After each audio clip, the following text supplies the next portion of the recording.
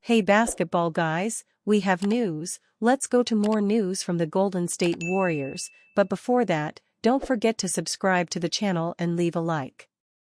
The Warriors will still try to make some trades to put the Warriors in a position to make a run at the Western Conference Finals. The Warriors need to sign a big man and a scorer. The Pelicans have the player the Warriors need.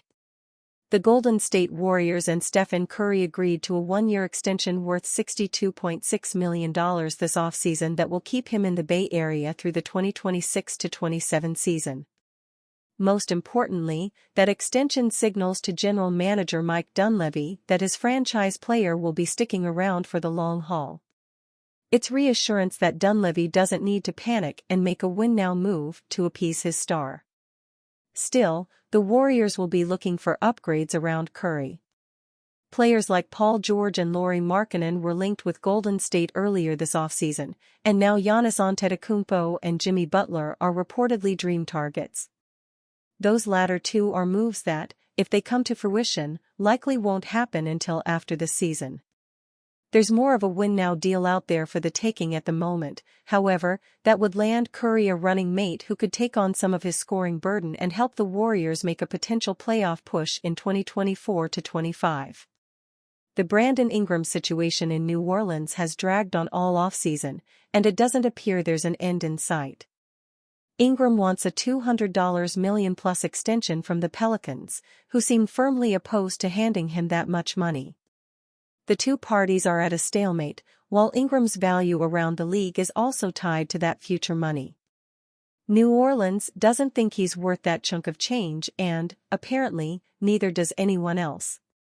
It's unfortunate timing for Ingram that he's coming off a disappointing season followed by a dreadful playoff series against the Oklahoma City Thunder in which he shot 34.5% from the field and 25% from three.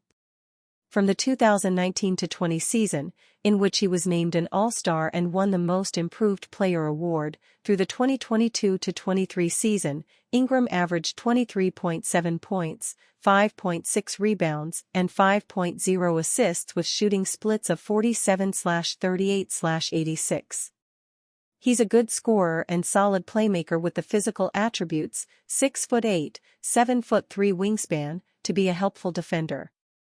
After Klay Thompson moved on and joined the Dallas Mavericks this offseason, the Warriors added Buddy Hield, Kyle Anderson and DeAnthony Melton to fill in on the wing and in the backcourt. They're useful players, but none will move the needle enough to help Golden State make a move in the Western Conference. Ingram doesn't fit with Zion Williamson offensively in New Orleans. With the Warriors, he would have room to work his go-to mid-range game. Curry and Hield are two of the best three-point shooters in the league, while Draymond Green still has a high basketball IQ. Ingram would have space to play how he wants offensively and would be a dramatic upgrade for the Warriors in the Andrew Wiggins spot. His instincts and playmaking, paired with Green and Curry, could help coach Steve Kerr's offense hum with more explosiveness. Golden State, meanwhile, doesn't want to invest long-term in Jonathan Kuminga. Although the 21-year-old may be a similarly odd fit with Williamson, he's a rising young player who New Orleans would likely prefer over a more finished product in Ingram. Kuminga and Williamson, if they're both healthy, could be an interesting frontcourt duo if the Pelicans are willing to let Zion play the five at times.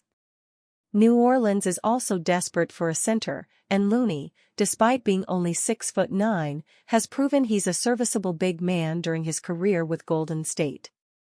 Wiggins is in the deal to make the salaries work, but a veteran with championship experience may help a young, championship-hopeful Pelicans team, even if it's more off the court than on. He would fill Ingram's role and have a lower usage rate, which could benefit New Orleans' offense.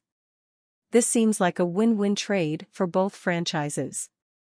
The only question is, do the Warriors want to make a win-win and a win-now move?